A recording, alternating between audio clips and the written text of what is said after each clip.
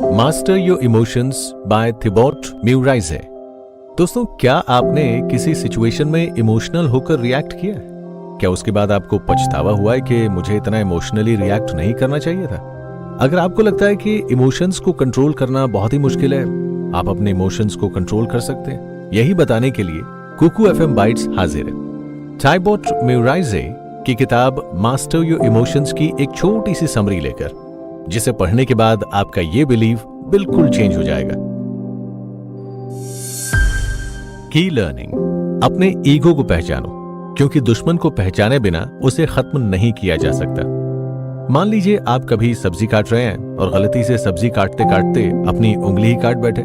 ऐसे में आपकी उंगली तुरंत आपके ब्रेन को एक मैसेज भेजती है कि उसे चोट लगी है, और आप चाकू नीचे रख देते हैं। नेगेटिव इमोशंस भी कुछ इसी तरह काम करते हैं। जैसे फिजिकल पेन आपके दिमाग को यह बताता है कि आपके साथ कुछ गलत हो रहा है, वैसे ही दूसरे नेगेटिव इमोशंस भी आपकी भलाई के लिए ही काम कर रहे होते हैं। लेकिन इसके साथ साथ ये नेगेटिव इमोशंस आपके ऊपर एक कंट्रोल भी बनाकर रख सकते हैं। ये कंट्रोल तब और भी ज्यादा मजबूत हो जाता है जब आपकी फीलिंग्स आपकी आइडेंटिटी से जुड़ी हों। आइडेंटिटी से यहाँ हमारा मतलब है कि आप अपने आप को किस तरह से देखते हैं, आपका ईगो क्या है।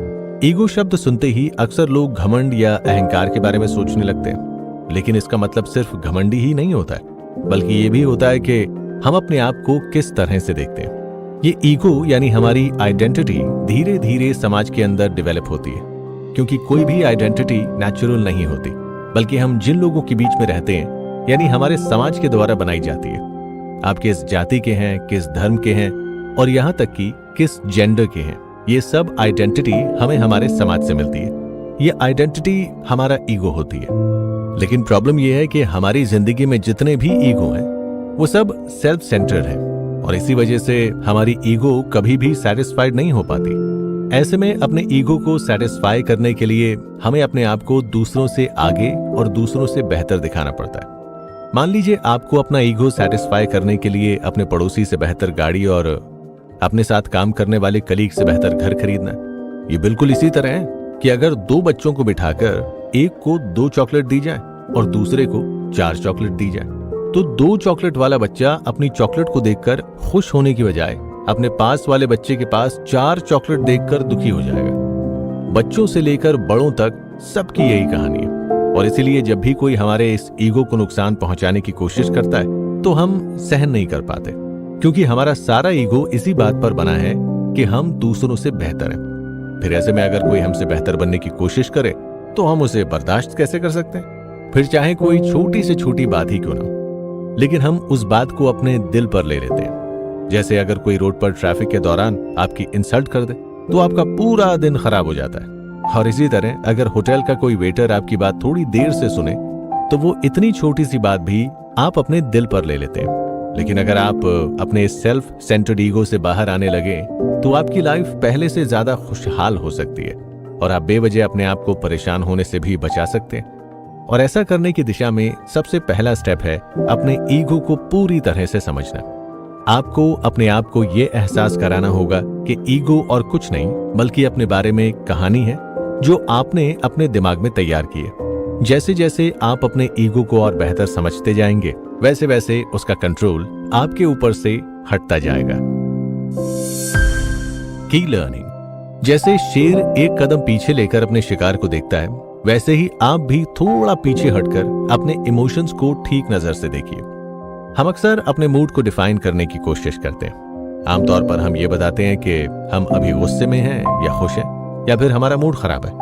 अलग अलग मूड के हिसाब से हम अलग अलग तरह के इमोशंस को एक्सप्रेस करते हैं, लेकिन ये फीलिंग्स टेम्पररी होती है, ना कि परमानेंट। मतलब ये कि आप चाहे खुश हों या दुखी, लेकिन वो फीलिंग टेम्पररी होती है, क्योंकि आप हमेशा खुश नहीं रह सकते और ना ही हमेशा दुखी रह सकते। वैसे अब देखा जाए तो ये बात अच्छी भी है और बुरी भी, क्योंकि जैसे दुख हमेशा के लिए नहीं रुकेंगे, वैसे ही खुशियां कभी हमेशा के लिए नहीं रुकती हैं। इसका एक मतलब ये भी निकलता है कि आपके जो नेगेटिव इमोशंस हैं वो आपको बुरा इंसान नहीं बनाते। अगर किसी को गुस्सा आता है या कोई किसी से नाराज है तो उससे वो बुरा इंसान नहीं बन जाता। उल्टा नेगेटिव इमोशंस मददगार साबित हो सकते हैं, क्योंकि इन नेगेटिव इमोशंस से ही हम ये समझ पाते हैं कि हमारे अंदर क्या चल रहा है। हो सकता है हमारा आज का गुस्सा हमारे किसी पुराने दुख या ट्रॉमा की वजह से बाहर निकल रहा हो। जो भी हो, लेकिन नेगेटिव इमोशंस के कारण से ही हमें यह पता चलता है कि हमारे साथ कुछ गड़बड़ है जिसे ठीक करने की जरूरत है। एग्जाम्पल के लिए, अगर आपके मन में डर पैदा हो रहा है तो इसका सीधा सा मतलब यह है कि आप इस समय अपने कंफर्ट जोन में नहीं है। साथ ही इसका यह भी मतलब निकलता है कि आप जहां पर हैं वो एक ऐसी जगह है जहां आप कुछ नया करने की कोशिश नहीं कर सकते और ना ही कोई रिस्क ले सकते।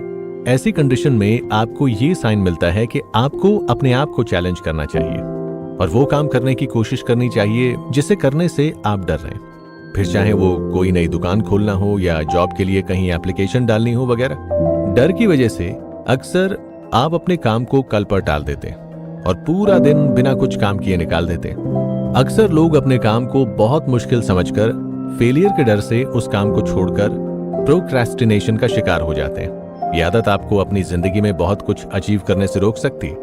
मतलब यह है कि आपकी फीलिंग्स को एड्रेस करना बहुत जरूरी है, वरना आपकी जिंदगी के बहुत सारे गोल्स इन नेगेटिव फीलिंग्स की वजह से पीछे छूट जाएंगे। लेकिन इसके लिए नेगेटिव फीलिंग्स से भागने की जरूरत नहीं है, बल्कि उनका इस्तेमाल आप अपनी जिंदगी को बेहतर बनाने में भी कर सकते हैं। नेगेटिव फीलिंग्स आने की वजह से अपने बारे में गिल्टी फील करने की बजाय उनका इस्तेमाल अपने बिहेवियर को समझने में कीजिए कि आखिर आप जो फील कर रहे हैं वो क्यों कर रहे हैं। जैसे ही आप इस तरह से अपनी फीलिंग्स के बारे में सोचना शुरू करेंगे, आप अपने इमोशन से एक कदम पीछे लेकर अपनी फीलिंग्स को समझने लगेंगे।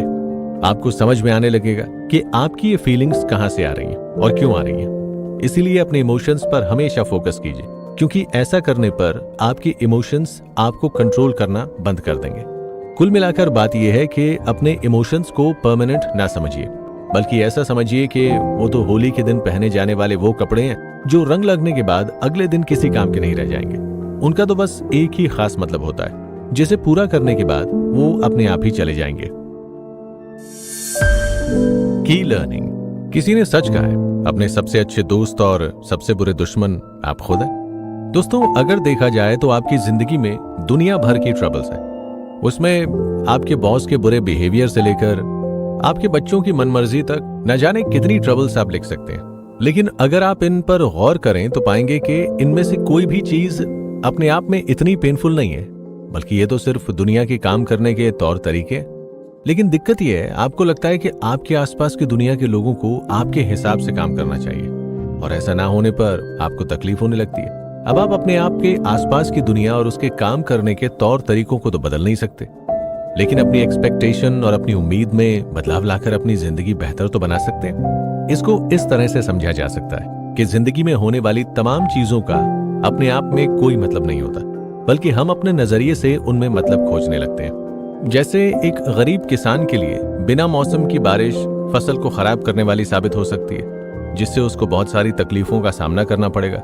वहीं बिना मौसम की बारिश दिल्ली या मुंबई जैसे शहरों के बड़े से अपार्टमेंट में रहने वालों के लिए अच्छे मौसम का संकेत हो सकती है।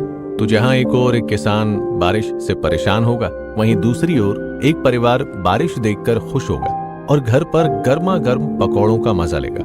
इसका मतलब ये बिल्कुल नहीं है कि आपको खुशी या गम दोनों को फील ही नहीं करना है। आप इतना कर सकते हैं कि जब भी आप दुखी हों तो जरा रुक कर ये सोचिए कि आपका दुख आपके ही नजरिए और एक्सपेक्टेशन के कारण से ही है।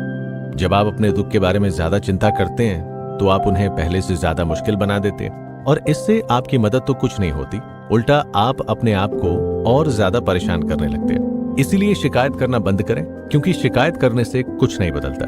बजाय इसके अपनी एक्सपेक्टेशन को एडजस्ट करना सीखें। की लर्निंग। अपने सबकॉन्शियस माइंड की ताकत को समझो तो आप अपने इमोशंस को कंट्रोल में कर सकते हो। ऐसे बहुत सारे इमोशंस होते हैं जिन पर आपका कोई कंट्रोल नहीं होता। जैसे अगर रास्ते पर चलते हुए आपके पीछे कोई कुत्ता पड़ जाए तो आप अपने आप भागने लगेंगे। उस समय आपको जो डर लगेगा उस पर आपका कंट्रोल नहीं है। लेकिन बहुत सारे ऐसे छोटे छोटे इमोशंस हैं जिन्हें कंट्रोल करना पॉसिबल है, और कंट्रोल करके अगर उन्हें आप सही शेप देने की कोशिश करें तो ये चीज आपके लिए काफी मददगार साबित हो सकती है। दरअसल आप किस तरह सोचते हैं उसी से आपके इमोशंस क्रिएट होते हैं। तो अगर आप अपने नजरिए में बदलाव लाएं तो हो सकता है कि आपकी इमोशंस भी बदल जाए। इमेजिनेशन इस काम में आपकी मदद कर सकती है। इमेजिन कीजिए कि आप किसी पीसफुल जगह पर हैं या कोई काम पूरा करके आपको खुशी महसूस हो रही है। इससे आपके बुरे इमोशंस तुरंत चेंज होने लगते हैं और आप अच्छा फील करने लगते हैं। ये पूरा मामला आपके सबकॉन्शियस माइंड के साथ खेलने का है। यही काम आप शब्द के साथ भी कर सकते हैं, क्योंकि आप जो बोलते हैं उनका आपकी इमोशंस के साथ एक कनेक्शन होता है।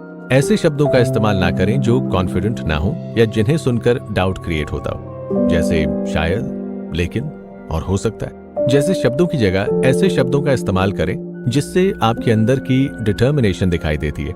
हमेशा पॉजिटिव स्टेटमेंट देने की कोशिश करें और आप क्या नहीं कर सकते इसकी बजाय ये बोलने की कोशिश करें कि आप क्या कर सकते हैं और आप क्या करने वाले हैं। जब आप बार बार पॉजिटिव स्टेटमेंट देते हैं तो आपका सबकॉन्शियस माइंड उसे अपडेट करने लगता है और धीरे धीरे आपके पूरे सोचने समझने के तरीके पर उसका असर पड़ता है।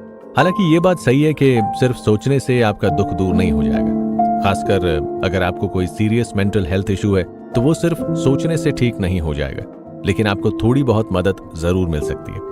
जब आप खुद अपनी मदद करना सीख जाएंगे तब उसके बाद आप किसी स्पेशलिस्ट के पास भी जा सकते हैं। लेकिन ये याद रखें कि आपको अपने ऊपर बहुत ज्यादा प्रेशर नहीं लेना है, बल्कि धीरे धीरे कदम बढ़ाकर आगे बढ़ेंगे तो अपने इमोशनल गोल्स पूरे कर पाएंगे।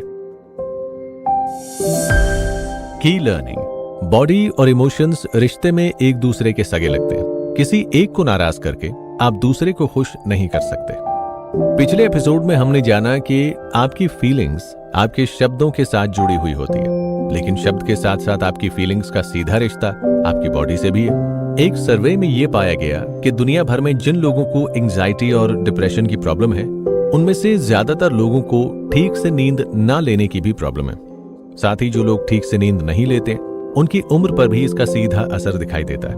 आपने भी कभी ना कभी ये नोटिस जरूर किया होगा कि जब आप अच्छी नींद लेकर उठते हैं तो आपको बेहतर फील होता है और आपके इमोशंस भी कंट्रोल में रहते हैं। अच्छी नींद के लिए आपका समय पर सोना तो जरूरी है ही, लेकिन साथ ही आप गहरे रंग के पर्दों का इस्तेमाल करके अपने लिए एक ऐसा एनवायरनमेंट तैयार कर सकते हैं जिसमें आपको बेहतर नींद आए। साथ ही सोने से ठीक पहले किसी भी इलेक्ट्रॉनिक डिवाइस का इस्तेमाल करने से बचें, क्योंकि इससे आपकी नींद की क्वालिटी पर असर पड़ता है। अच्छी नींद का कनेक्शन आपके दिन भर की एक्टिविटी से भी है। कुछ रिसर्च में यह पाया गया है कि रेगुलर एक्सरसाइज करने से आपका मूड बेहतर होता है और जो असर एंटी डिप्रेशन दवाइयां आपके ऊपर करती हैं वही असर एक्सरसाइज का भी हो सकता है। यहाँ तक कि अगर आप रेगुलर एक्सरसाइज करना शुरू करें तो आपको न सिर्फ डिप्रेशन से बाहर निकलने में मदद मिलती है, बल्कि डिप्रेशन लौटकर दोबारा आता भी नहीं है। इसीलिए ये कहना गलत नहीं होगा कि जो लोग रोज एक्सरसाइज करते हैं वो उन लोगों के कंपैरिजन में ज्यादा हेल्दी और लंबी जिंदगी जीते हैं जो एक्सरसाइज नहीं करते। लेकिन इसके लिए आपको कोई बहुत ज्यादा हैवी वर्कआउट करने की जरूरत नहीं है, बल्कि हर रोज थोड़ी सी डेली एक्सरसाइज आपके लिए काफी मददगार साबित हो सकती है। रोज छोटी मोटी वॉक पर निकलना भी आपकी सेहत पर गहरा असर डाल सकता है। यहाँ तक कि आपके सांस लेने के तरीके का भी आपके इमोशंस पर असर पड़ता है। गहरी सांस लेने और धीरे सांस छोड़ने जैसी एक्सरसाइज आपके स्ट्रेस लेवल को कंट्रोल करने में मदद कर सकती है और आपको शांत रखने में मदद करती है। ये समझना जरूरी है कि आपके इमोशंस का रिश्ता आपकी बॉडी से भी है। इसीलिए यदि आप अपनी बॉडी का ख्याल रखते हैं तो आप अपने इमोशंस को भी कंट्रोल कर सकते हैं। अपने इमोशंस पर कंट्रोल करना आसान काम नहीं है, लेकिन अगर आप यहां बताए गए सभी स्टेप्स को फॉलो करेंगे तो अपनी जिंदगी में मौजूद फालतू की नेगेटिविटी को दूर कर पाएंगे। तो अगर आप अपने विचारों को हेल्दी बनाए रखेंगे और अपनी बॉडी पर पूरा ध्यान रखेंगे तो आपके इमोशंस आपके कंट्रोल में रह सकते हैं।